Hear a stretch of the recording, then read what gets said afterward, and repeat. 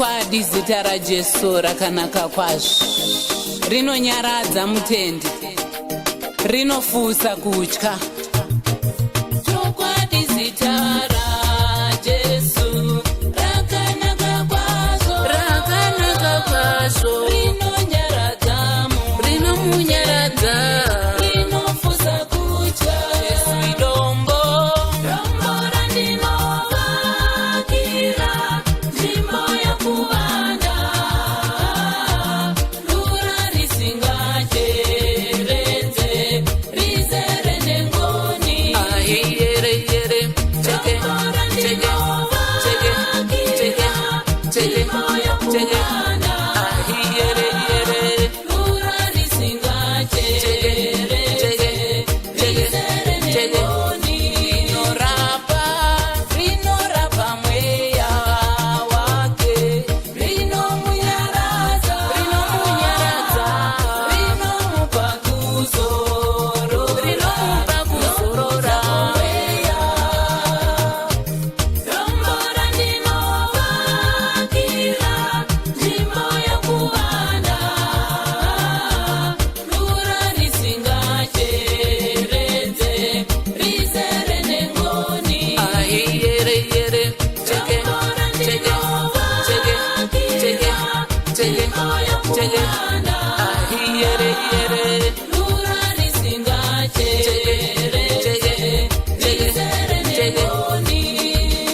Jesu mambo nomuprista, sawira mufudzi, ndimi nzira yangu noupenyu. Ndinokurumbidzai nokuti makafanirwa nerumbidzo. Jesu idombo, nezita renyu Jesu, mabvi ose opfugama,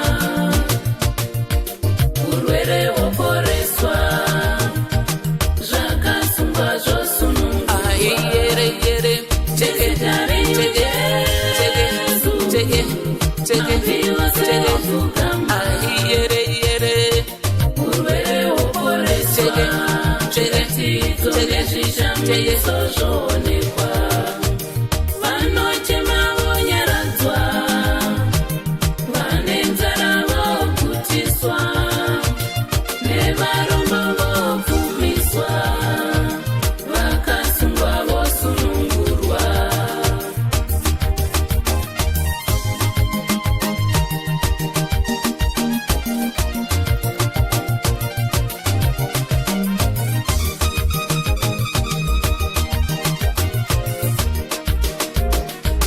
Vanenge moyo waneta, usisatirwe, asikana ndao nemi, ndotunidza kwazvo. Jesu idombo, dombo randinovakira, nzvimbo yokuvanda, rura risingateredze, rizere nengoni. Yere, dombo randinovakira, nzvimbo yokuvanda, rura risingateredze, rizere nengoni. Ndinogoparidza rudo nguva dzeupenyu hwangu hwose. Zita renyu imi Mwari ngarindifadze, zita renyu imi Jehovha ngarindiponese, zita renyu Jehovha ngarindikundise pane zvinondiremera. Zita renyu Jesu rine simba, rinobvisa kutya kwose, rinonyaradza vatadzi, rinotipa upenyu. Imi Mwari mune simba, tindibatsirai kuparidza pasi rose. Zita renyu iguru kupinda mazita ose panyika.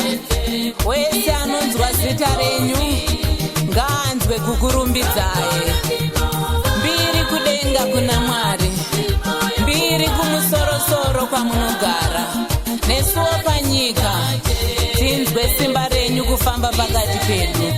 Mweya wenyu ngautifudze, mweya wenyu ngautikurudzire, mweya wenyu munyaradzi ngautinyaradze, mweya wenyu ngaufambe nesu. Tinokutendai rinotinakira, zita renyu rinotigonera.